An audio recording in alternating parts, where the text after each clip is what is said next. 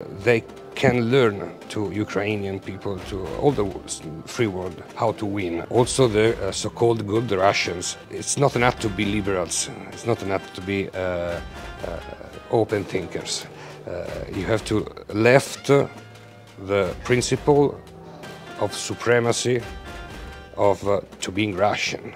West closed their eyes, like Clinton. As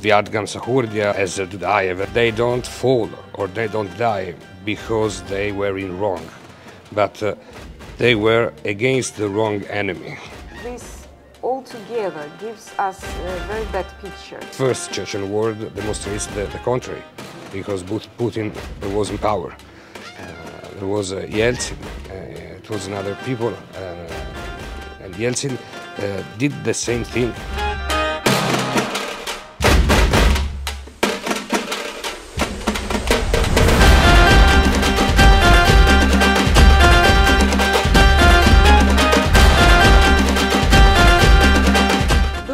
Дорогие друзья, зрители и слушатели канала iNews, Ickeria News. Мы находимся в Брюсселе, и, как я вам обещала, мы с Франческо Бенедетти, это почетный консул Чеченской Республики Ичкерия в Италии и человек, который пишет историю независимости Чеченской Республики Ичкерия. В эти дни проходит конференция, посвященная 33-й годовщине независимости Чеченской Республики Ичкерия. Франческо Бенедетти участвовал в этой конференции как спикер. И сегодня у нас есть шанс поговорить не только о последней книге, которая вышла и на итальянском, и теперь уже на английском языке, благодаря помощи Орца Ахмадова, сына Ильяса Ахмадова, но и о других очень острых вещах. Buongiorno. Buongiorno. Francesco, it's a pleasure to talk with you in these days during a conference dedicated to 33rd anniversary of independence of Chechen Republic of Ickeria. Launched these days your book, volume number 2, about war of 94-96, Russian-Chechen war. And we know that Orts Akhmadov helped you to translate this book to English. How you start to work with Orts Akhmadov? How it's happened? Thank you for the question. Oh, I knew Orts because I was interviewing Ilyas, his father, as part of my research. In the first step, used Orts as to communicate. And then I had the opportunity to know Orts, and I've ever wanted to share my research and my work with more people possible. And I proposed to Orts to work with me to the translation of the second volume and to the confirmation of the fonts. And he made a very good job, not only in translation, but also in the verification of the fonts. Because he's a very good scholar in law school, and he made a very particular work on every single font, and so I can say that the second, this English version of the second volume is so much better than the Italian one, thanks to Orts. Our audience, it's of course, it's very deep with facts. What kind of facts you can mention in this volume about war, which is very rare, unique, and even unexpected for you, so our Chechen friends will understand you very well. Okay. The first things I have noted studying the genesis and the development of this conflict. I was studying it just before the outbreak of the Russian-Ukrainian war. So I have finished the work, and I had the work on a hand and the newspapers on the other, and I saw how much similar they were. They had almost the same genesis and almost the same development, and I hope they will have almost the same end, because the Chechens won that war. And if you think at the Russo-Ukrainian War as a second edition, a second volume of the Russian-Chechen War, you can find a lot of similarity, and this is not strange in effect, because the attacker is the same, the enemy is the same. So I could put in perspective the conflict between Russian and Chechens in 1994-1996 and the actual conflict as parts of the same story. And the story is the story of an empire that tried to do the only thing that the empire do, so conquer and destroy and conquer again and destroy and go further. And I hope sincerely that this is the last volume of the story. So Chechen people can find in their story the nucleus of a multi-secular problem that is made only by war and violence, with one exception, that the Chechen people are the only one in this story that have won. So not only they can remember their past, but they can remember that they can learn to Ukrainian people, to all the free world, how to win to the Russian. They are the first and the unique people that reach the goal to make the Russian get away. Talking about this particular story of beginning of Chechen Republic of Ickeria, then the war, then the winning, and then occupation. This is like a Bible story for all the world. Propaganda which Russian secret services are creating and spreading around the world. This is very important to face it now. What points, what spots are hidden until now, and which Western society could not see, couldn't understand, couldn't analyze. And let's talk about these points, because for our Chechen audience, it's obvious. They can see all the spots, all the engines of these hidden things created by Russian secret services, of course, not journalists, not opinion makers. We have to discover and emphasize. Yesterday, during the conference, first president of Georgia, Zviad Gamsakhurdiev, was awarded by the highest award of Chechen Republic of Ickeria. And this fact closes the chapter, very big chapter and fundamental chapter of Russian propaganda, which created a special legend about Zviad Gamsakhurdiev was Nazist, dictator, and mad person. So it was imperative for Georgian people to make a coup. And this story is like legal until now. Some Russian journalists, among good Russians, are continuing to spread these narratives. And let's explain why it's so important that yesterday Chechen government was closed this chapter and named Zviad Gamsakhurdiev as a hero. I have to recall that Zviad Gamsakhurdiev was the first leader that recognized the Chechen Republic of Ickeria, and so he is part of the beginning of the history of recent independence Chechnya. It's important for the Western audience also, for the Chechen one, is that Zviadgam Sahurdia, one can have a good or a bad idea about him, as did I, as everyone, obviously. They don't fall or they don't die because they were in wrong, but they were against the wrong enemy, against the same enemy that acts just for one single goal, that is to reinforce and enlarge the empire. So also the so-called good Russians, I think they don't want to leave their imperial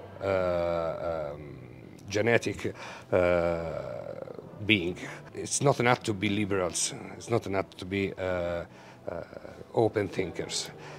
You have to left the principle of supremacy of to being Russian. If you don't leave this imperial thinking, every other thinking is not so important. You can define yourself liberal, but if you don't not act like a liberal, so if you don't understand that Russia in this in the way it is constituted, it's wrong. It's a problem for Russia itself and for the world. There will be no resolution of any kind of problem for Caucasian people, as also for European people. European public opinion has denied the fact that the real problem is not the ruler of Russia, a particular ruler of Russia, but it's Russia itself has been created and the real ambitions of Russia that are that follow the Latin concept divide et impera. No? So Gamsahurdia was fighted and killed because Russia wanted to divide Georgia and command on Georgia, and the same concept is applied in all the situation by Russia, in Georgia, but also in Chechnya, and recently in Ukraine. The logic is the same. I have to divide because if I have two little enemies, it's more simple to kill them all one by one, instead to have to face it together. And I think that what happened yesterday was a first step, or the last step, if you start from 1991, to regain this kind of unity against the threat of imperial rulers of Moscow. So-called good Russians. Some persons, it's a very tricky way. They are based in Europe, and some of them are invited on Ukrainian channels. So the fact that they are presented in Ukrainian media space means that this is positive facts for audience, and they accept it like a truth, whatever they tell, because they are speaking about correct things. They support Ukraine, they are against Putin, they are against Russian Federation, and even some of them are ready to speak about rupture of Russian Federation. But there is something they are hiding, and this is their main role to hide, is the history of itself, Russian Federation, from very beginning to occupation of Chechen Republic of Ickeria, because this is the crime. We are talking about invasion to Georgia, coup against Sviatgamsahurdia, which was done by Russia, of course. Federative agreement, which was absolutely false. A joke. A joke. Constitution of '93 and attack of parliament, which was false motivation, because Yeltsin attacked this parliament because parliament was not agree with privatization active of USSR. The parliament was against, so Yeltsin shooted the parliament, not because it was fascist or revanchism of communism.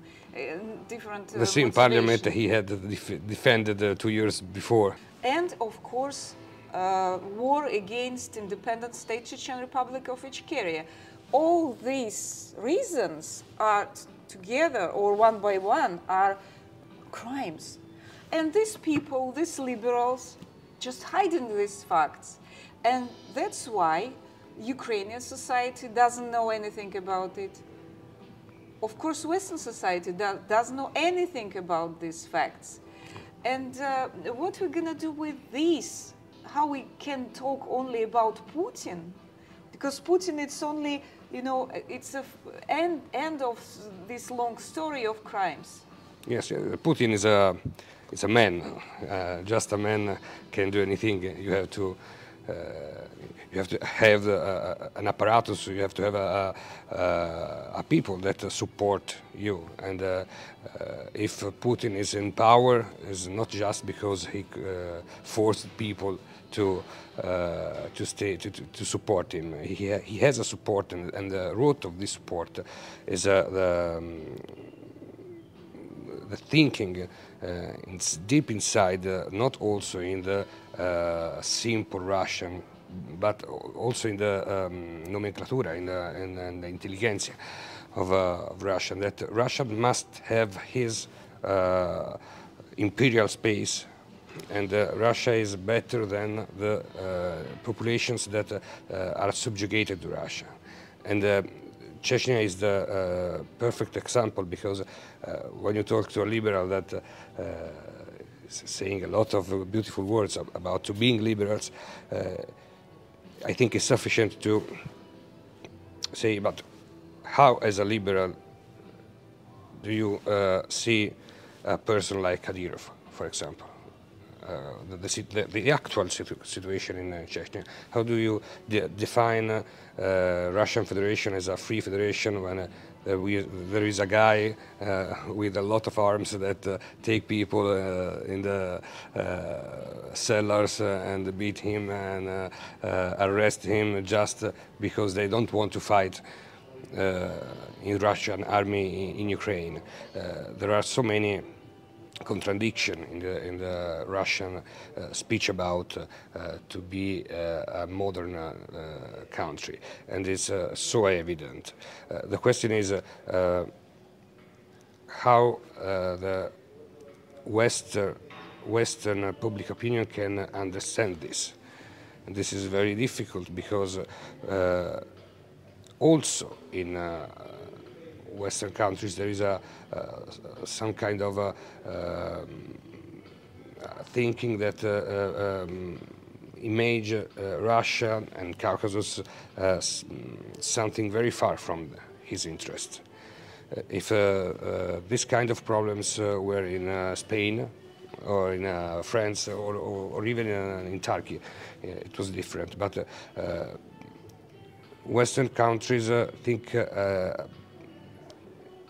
even now, think to the Russia as it is now, as a federation, as a masked empire, like a legitimate partner to talk with. So it's more simple for Westerners to think that Putin is the responsible. But the first Chechen war demonstrates the contrary, because Putin was in power. There was Yeltsin, it was another people, and Yeltsin did the same thing. Yeltsin also with less authority, because he was not, he don't have the charm of Putin, but one day after the fall of Soviet Union, Russia begin to reconstruct this empire. If we say the Soviet Union as a version of Russian empire, the second version. After the fall of the second version, it begins the building of the third version. And in this perspective, there is no difference between the first Tsar, Yeltsin, and the second one, Putin. I think that West should understand this in first instance, that it is impossible to have a dialogue with a political structure like the Empire of Russia that it's not compatible with our way to say that the civil living. It's necessary to change at the roots the Russian perspective to power and to statehood. And I think that the war in Ukraine has revealed some problems, but not all the problems. It will be important for the Chechen diaspora and the North Caucasian diaspora that is very numerous in Europe to get out from his closed circus and closed circle and go to all the Francesco that can know them and that learn from them what is really Russia. It's something like discover some violence in family, that they are closed, and when one of the member of the family came out, we discover all the shit there is inside. They have to think about it. If they don't tell to us what's happened, we will not understand the really nature of Russia. And this book, I hope it's a little source that can be useful for it. Some people will tell you, what we were talking about, don't open all your, garbage from your family. Keep it closed. Yeah. Some people will yes, tell this to you. In the first moment, they will do. Everyone will do this. I don't want to see. But I think there is a way to results more interesting, and this is not focusing on to being victims, but focuses to be interesting on the human plan. The book, the second book, thought about not just a people that is victim of Russian, but a people that shows to be filled with courage. There are a lot of interesting stories that should be on Netflix. If you study the story of Zohar Dudayev or even Ahmed Zakhaev, you take, for example, Ahmed Zakhaev. You talk about the story of a young man that is a good actor and then changed life and became a minister, and then changed life and became a general, and then changed life and win a war, and then changed life and became a politician. His story is very interesting. Also without the story of Chechnya, but he can be the key to open the door on Chechnya. Westerners are submerged by the violence of the world. In these months,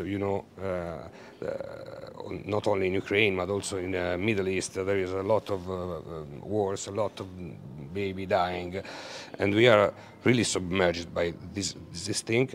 And Western public opinion don't have the instrument to understand it. If you ask me to set in an image the tragedy of Chechen war, and I feel a great empathy with Chechen. You can think that I will imagine a baby that are dying, women that are suffering. But the first image I have in my mind, it's an image of a dog with a broken leg. And you can think you are crazy. You have seen so much violence, so much suffering, and you think about a dog. It's crazy. Yes, it's crazy, but that suffering is a suffering that in my real life I've felt, because I've seen a dog with a broken leg, and I don't ever seen a baby dying. The Western opinion, public opinion, is not used to traduce in reality this level of violence, because we don't have it. We don't have it from 2 generations. So it's very difficult for us to make a distinction from the reality of war and a war film. If you talk about the story of a man that is an actor and then is a fighter and then is a politician, this is interesting. It's understandable for Western public opinion. We are full of violence, but we don't understand it because we don't feel it. We don't live it. We are in constant research of heroes. And if you think in this perspective, I came from Italy to Chechnya to find a hero. Because in West we don't have it. We have killed all the heroes. We have lost all the rhetoric about the heroism, because it is accompanied by violence, and we are afraid of violence. But if we all together, we talk about the story of people like Ahmed, like Dudayev, like Ilyas Akhmadov, I think that these stories can be the key to open to the Western public opinion the door on the reality that is a very tragic one. Being our window from our small society, Caucasus society, to Western society, have you in your plans to create another book about these certain things, about crimes of early Russian Federation state? Because if this real crime is a basis of all continuing crimes, and if West closed their eyes, like Clinton, who was proved for all the world by BBC, by CNN, that yes, I support Yeltsin, Yeltsin is a Democrat, he's absolutely right. So this altogether gives us a very bad picture. Maybe you, as such an instrument, maybe you have any plans to create such a certain things with such a name? Yeah, it would be a pleasure for me to have the possibility to do it. One of the mission of the book I wrote was to get in how much Chechen people possible to read a common story of these events, and it should be fantastic if we can write a book of crimes made by Chechen and all the people of the North Caucasus that suffered this, the North and the South Caucasus that suffered this imperial aggression of Russia. I think it's very important that the people who suffered these crimes can write a page on this book, because if I write a book about a phenomenon that I look for an external point of view, I can make maybe a good academical source. But if that book is something like a cauldron, when everyone has suffered a crime, has made his little piece, it becomes really a Bible. It becomes really a social phenomenon, and it can become the book of everyone. And I'll be glad to be the one who make the form of the book, but it's important that it became the book of all. Great, Francesco. And the last very important things, where our audience, our viewers, your readers, where they could find this edition, English version of Volume 2? On Amazon, like the other, and we had made a website dedicated to the series. It's www.freedomordeath.net, and if Horst will be so good to do it, also on Apple, on the Apple channel that I don't know. Very good.